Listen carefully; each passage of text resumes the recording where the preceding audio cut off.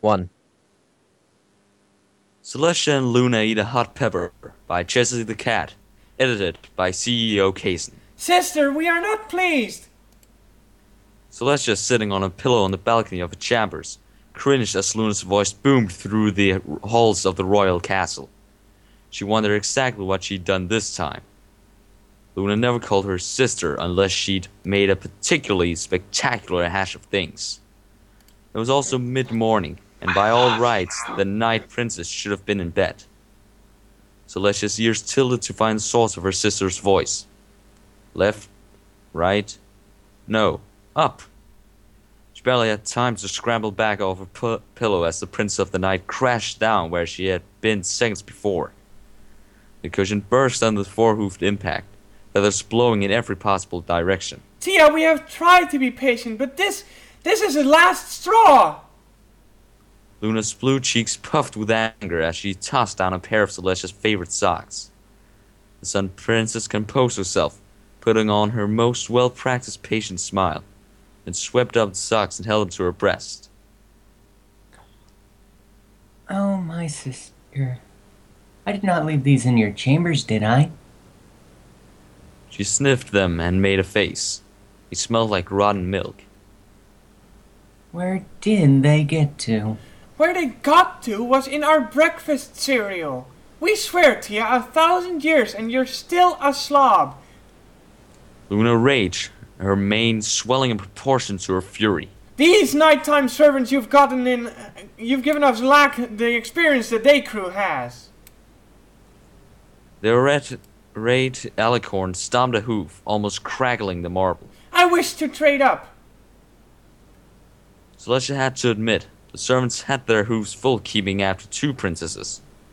Even after the antics of the first year, which included a period during which Luna had been taking 5 or 6 baths a day just to watch the water come out of the faucet.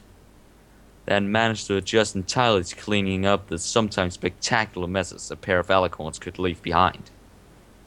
It didn't help Luna had always been the neat freak. 1,000 years of pony serving her had left Celestia with a tendency to leave the menial things to others, while she handled the most important matters of an ever-expanding kingdom. Wait, you wish to trade servants? Celestia's ears flattened against her head. Sister, some of those ponies spent years working up through the ranks to get their current stations. Yes, and they deserve a mistress who will not use her toothpaste to hoof paint on the mirror. Luna growled, tossing her sparkling mane. The yellow sister winced as she remembered the toothpaste accident. It had been very steamy in the bathroom, and long ago she learned toothpaste was an excellent way of getting condensation off the mirror. She might have gotten a little carried away when she found a pleasing shape. The mural might have been a bit much. Thou, dear sister, art sometimes absolutely disgusting. Let these new night cruise ponies get some experience on properly befouled room after thou hast spent a few nights in it, so they can serve us both properly. Luna, please be reasonable. Celestia tried to console her, but her sister was having none of it. No, we admit we have some trouble of our own, but this is inexcusable. Considering the situation for a moment, the Sun Princess crossed her hooves under herself, settling once again. Her sister wasn't perfect by any means, but it was obvious something needed to be done. During their youth, Celestia and Luna had the entirety of the great outdoors in which to make their messes, sleep, and generally relax. Checking back through her several thousand years of life, Celestia could find nothing similar she'd ever had to deal with personally. Unusual as it might have been, she found herself at a loss. Luna, we can discuss this after court. Sister, we are warning thee. We refuse to sleep another day in these apartments unless something is done. And I am not giving you my servants. That is simply ridiculous. Celestia huffed, her wings beating at the air and blowing her glowing ethereal mane around her shoulders. as she considered the situation. Then it came to her. Her student Twilight Sparkle had a sibling. She must have some insight. Celestia often found her friendship reports of great assistance in dealing with her sister's sometimes mercurial moods. I have a thought, if you'll allow me. She began, gaining confidence as Luna's breathing evened out. We should write to my student. She may be able to tell us what to do about this situation. The Digalicon pursed her lips, turning one eye towards his sister. Thou wilt accept her judgment on the matter? Yes. Celestia conceded. If she says we switch servants, then we shall. Luna blew out a long, slow breath. We find this acceptable. Twilight is fair-minded, and we trust her to be unbiased. Pushing her hoofs together, the Night Princess turned and blasted off the balcony, back towards her own chambers. Celestia watched her go, then called out towards the door. Moonsong? Moonsong, could you come in here for a moment? The princess's secretary stuck her head around the door, then snapped off a quick bow and dashed across the room, skidding to a stop in front of her mistress. The little orange unicorn floated out her clipboard, at the ready. Your Majesty, is there something I can get you? No, but I must ask you, do you like serving me, Moonsong? What? Of course, Your Majesty. Celestia reached out a hoof and lightly touched the mare's chest, cutting her off. Please, I would ask you to be honest. I want to know your true feelings. No punishments will fall on your head if you are truthful with me. Moonsong hesitated for several seconds. She'd been in the middle of a budget meeting with several heads of state when the prince's call came, and teleporting to the other end of castle was taxing. As was the listening spell she'd long ago cast on the chamber door so she could always be on hoof if her mistress called. Looking up into the eyes of the Sun Princess, she found real worry there. Your Majesty, all of the ponies in Equestria love you. That is not what I asked. Celestia sighed, folding her wings against her sides. Please, Moonsong, understand. I am giving you my permission. Be honest. Working for the princess for years, she'd often seen the softer side of the country's much-loved ruler, though never had she been asked for such candor. This rare moment was not to be wasted. Still, it took a moment for Moon to screw up her courage. Princess, your servants, we understand you're busy, but could you please not leave your lunch in the radiator again? Our quarters share the same vent system with yours, and the bedrooms smell like rotting orange peels for 2 weeks. Celestia was taken aback. She didn't even remember doing that, but admitted internally she couldn't put it past herself. Is there anything else? She asked, her cheeks lightly flushed. Could you ask your sister to go to the bathroom in the toilet instead of in the garden? What? Celestia shot upright. She uses the garden most mornings since she returned. No pony has the fortitude to tell her the toilet wasn't for drinking out of. The Sun Princess had to call on 1,000 years of royal reserve to avoid collapsing in a fit of laughter. It was a feat of supreme fortitude that all she produced was a quirk of her lips as she replied. Yes, I will mention it to her. Take a message for my student, please. Moonsong nodded eagerly, her quill poised at the ready. To my faithful student, my sister and I are in an unfortunate situation, and I would be grateful for your input. If you could make your way to Canterlot, we would much appreciate it. It is not an emergency, but could you use your personal attention? We will describe it once you arrive. Yours, Princess Celestia. Twilight Sparkle read the note quickly, and closed it with a flick of her horn and sent it onto a shelf alongside the dozens of other notes from the princess. Spike! I'll be leaving for Canterlot immediately. Would you take care of the library for me until I return? The princess needs me, and I'd rather not keep her waiting. She said, levitating her saddlebags onto her back and beginning to stuff them with a few necessary items. Neonet's dragon pulled himself upright on his bed and grumbled irritably. Come on, Twilight. I just got everything catalogued. Can't I have a break? This will be your break, Spike. Just make sure no pony checks on anything out for more than a week, and I'll see you in a couple of days, alright?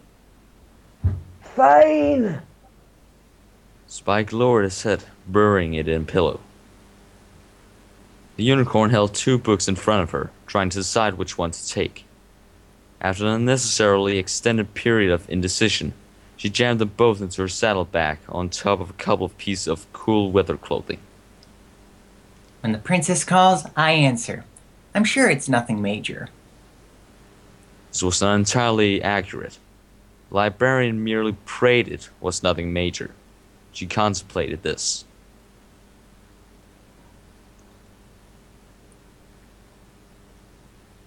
Spike, She added. could you make sure every pony else knows where I've gone? If I end up on the moon, I'd like some pony to know. And she leaves the lights on. I'm trying to sleep at night.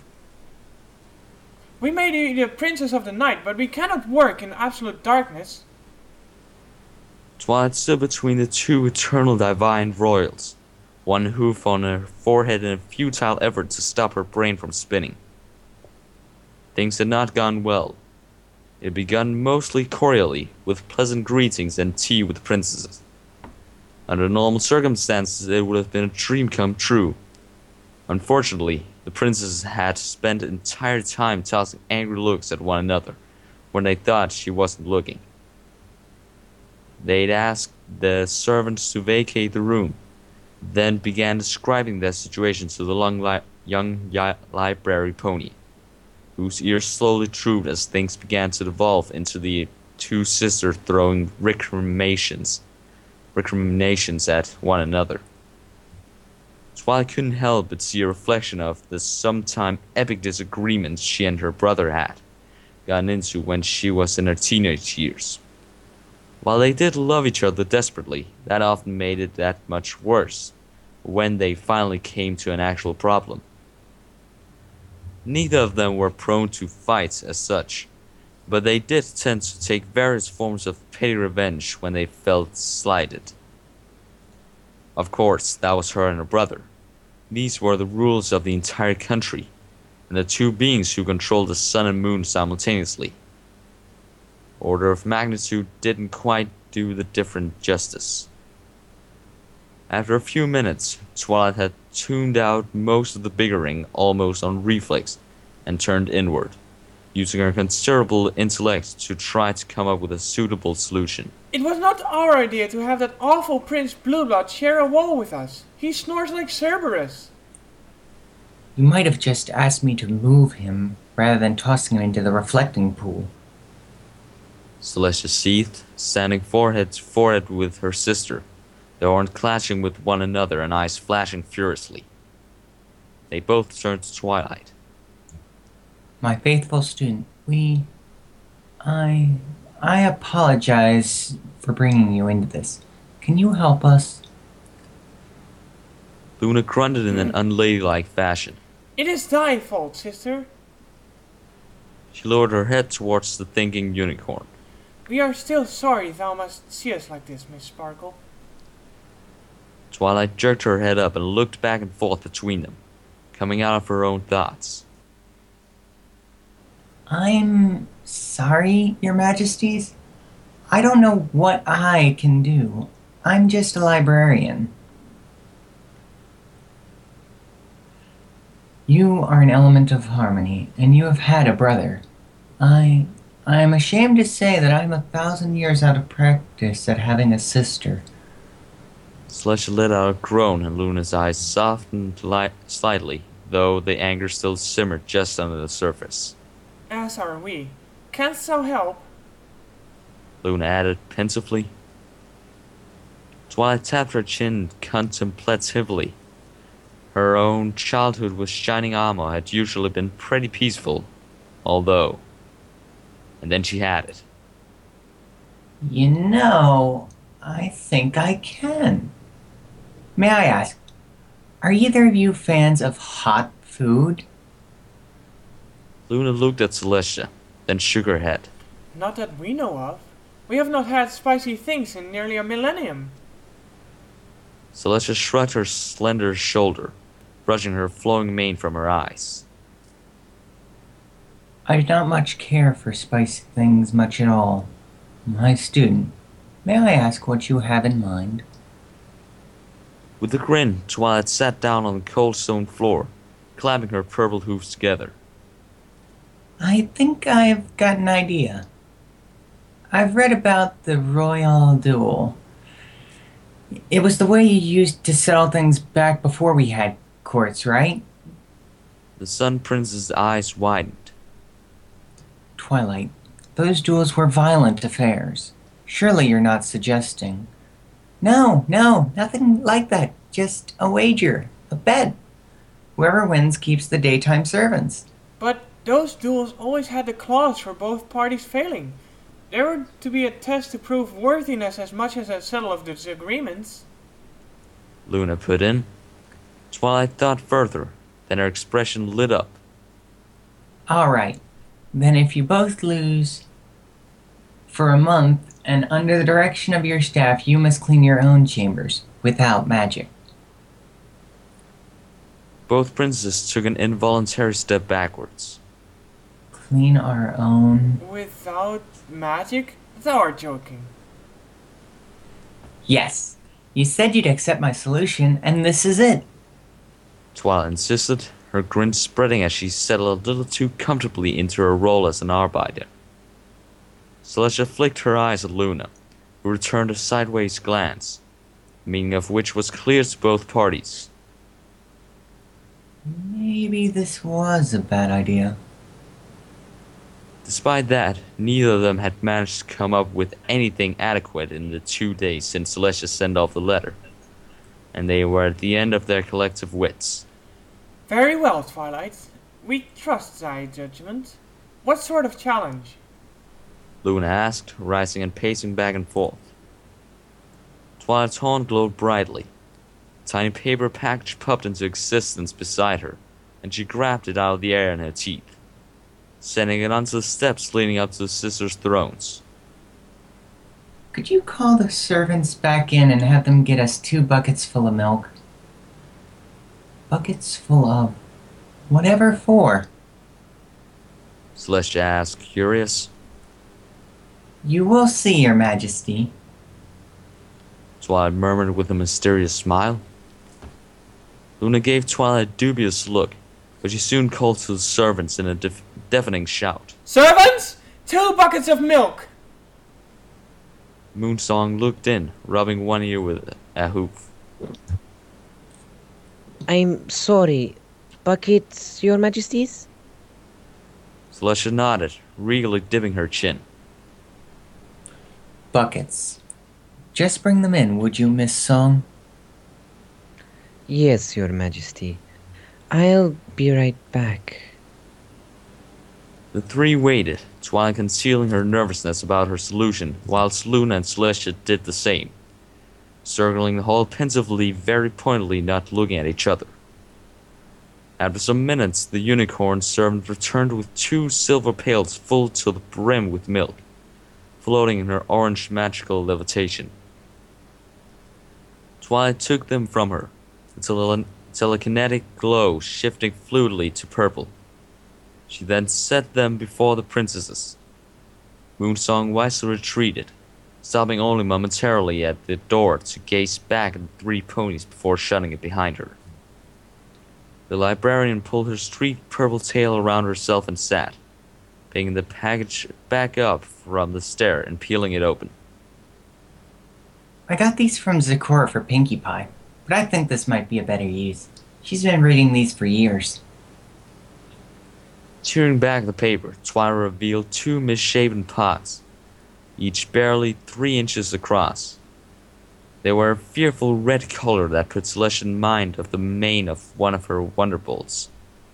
Strong, almost chemical smell radiated off of them, but she couldn't quite place it.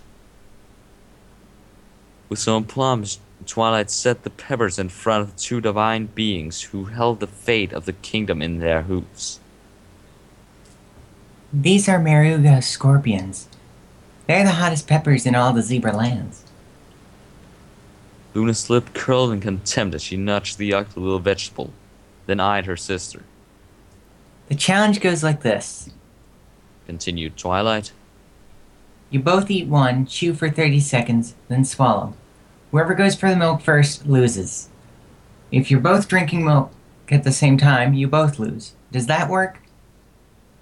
Celestia felt a hint of fear tickle the back of her throat.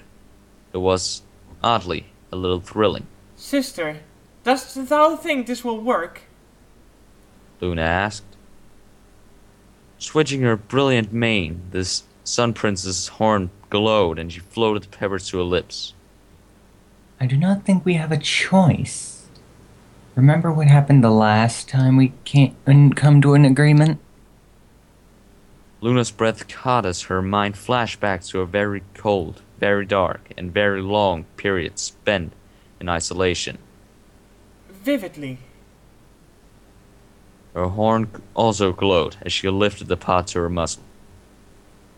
Twilight dropped the packaging paper, and a stopwatch appeared in her roof. Okay, are you ready? They both nodded. Go! For a confrontation between cosmically powerful beings, it began fairly quietly. Celestia and Luna tucked the peppers into their lips, bit the stems, and sat back to chew. At first, Celestia thought there had been a mistake. It was sweet. Wonderfully sweet, in fact. She sucked the seeds out of the pod and began mashing them with her teeth, grinding them in. As the stopwatch approached the 30-second mark, she swallowed, confident in her victory. Her sister seemed equally unconcerned, using her tongue to pick big bits of seed out of the back of her jaw. The first tingle held barely a whisper of heat.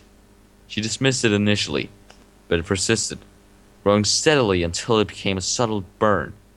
And then, all at once, fire blossomed in her muscle. Celestia had experienced all sorts of sensations in her many-century life, but nothing had prepared her for this one. Twilight took several steps back in anticipation. Luna opened her mouth to speak, but nothing came. Her eyes bulged slowly.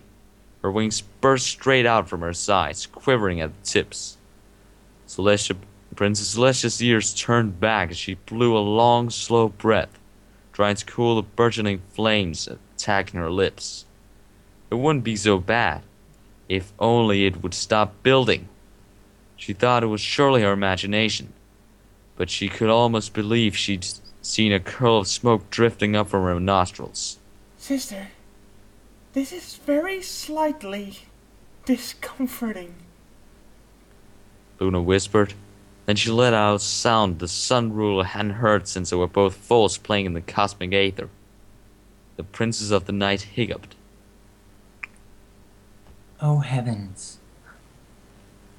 Celestia stumbled back onto the stairs, her eyes tightly closed as she did her best not to think about the pain in her lips.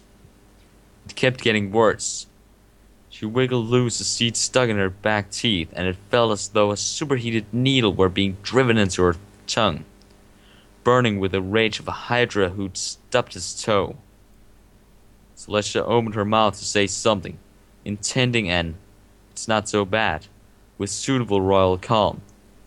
One could reasonably argue that the blast of flame that shot from the wide alicorn's muzzle in place of words, squirting the pillows and setting them alight, did not have the desired effect.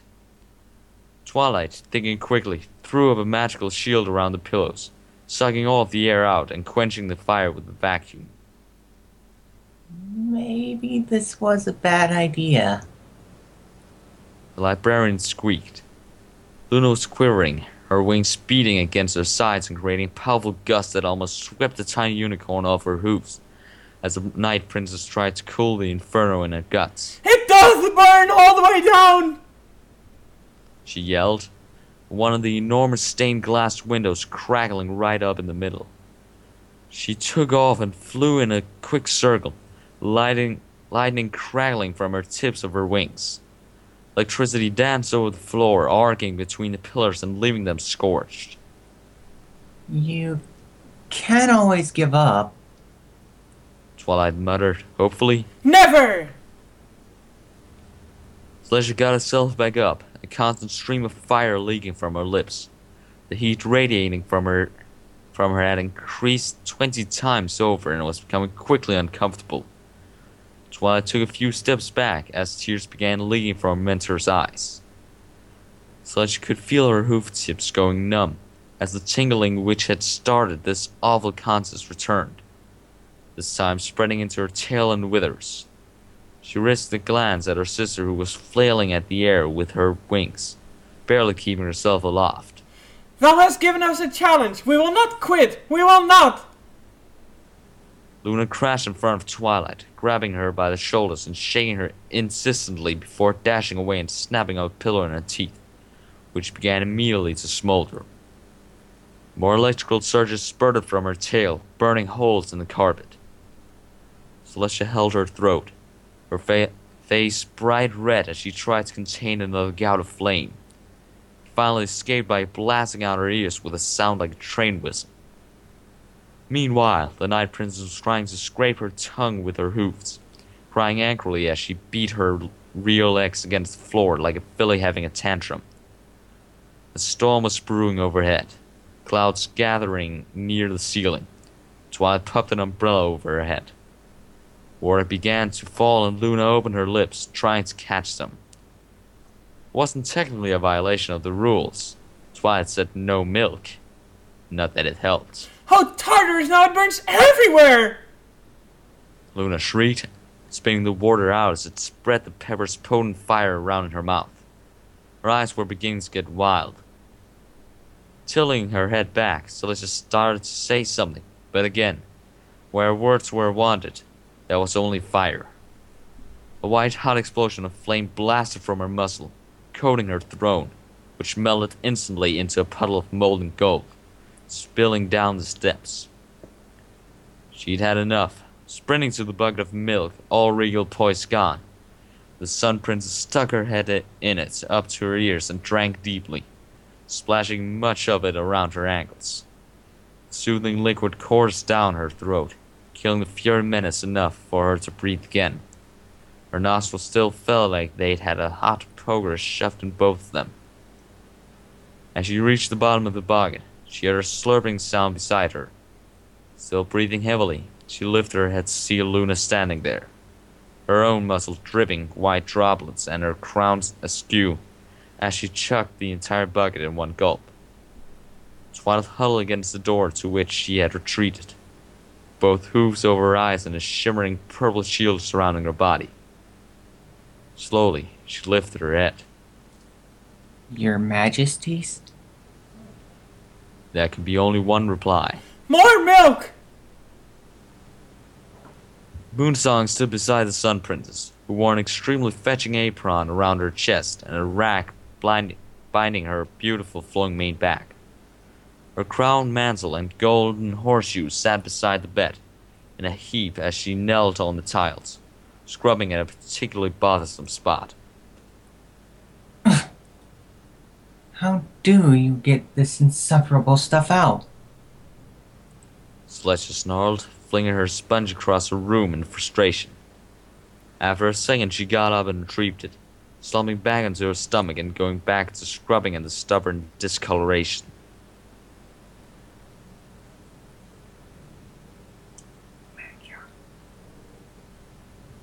Ben, Oh,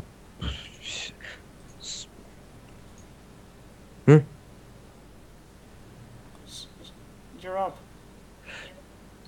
Circle your emotions and let it soak for a minute if it won't come out right now. And scrape with hoof tip if you have to. Moonsong admonished, passing a bucket of water over to her head and spilling some over the spot, as well as over her ruler's forelegs. Celestia examined her recently hoovicured toes, then moaned unhappily, as she began picking at the edge of the stain. Across the room, Luna swept the feathers from the pillows she destroyed earlier, occasionally letting out a frustrated snort as one got into her nose and she made her sneeze so loudly the building rattled. This is intolerable! How doth the servants do it? Luna whined. A soft knock came at the door. Come in. Moon sing-songed, holding her clipboard to her chest. Twilight pushed open the door, a pair of drinks floating alongside. She passed one to Moon, and they shared a sip from their straws, settling on the bed's watch. My dear faithful student, I have, I believe, learned the lesson you meant me to. I am pleased to discover that after thousands of years, I still have things to learn. We are rulers of this land, and every pony suffers when we cannot be civil with one another. No matter how busy our days and nights may be, we still must treat those around us with dignity and respect, be they servants or one another. Perhaps, if we had you 1,000 years ago, things might not have been escalated to the place they did. I spoke to your brother. He told me a most interesting story of a similar situation involving a prank war between yourselves, which ended with one of those lovely pone dishes your mother collects being broken. I believe her competition involved extremely sour candies. After my recent experiences, I must say I think your method could be introduced in the royal court to settle some of our more unpleasant political situations. Luna and I are talking to one another again and taking tea each morning to work out our mutual problems.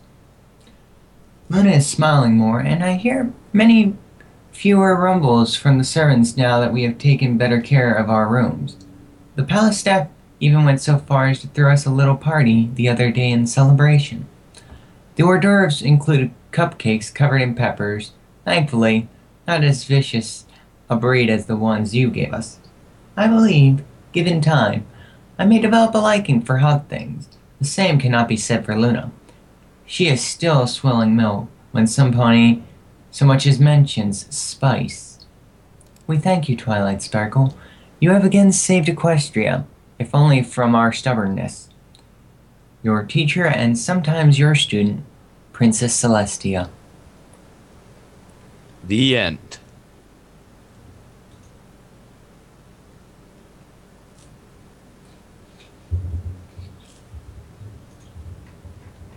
Life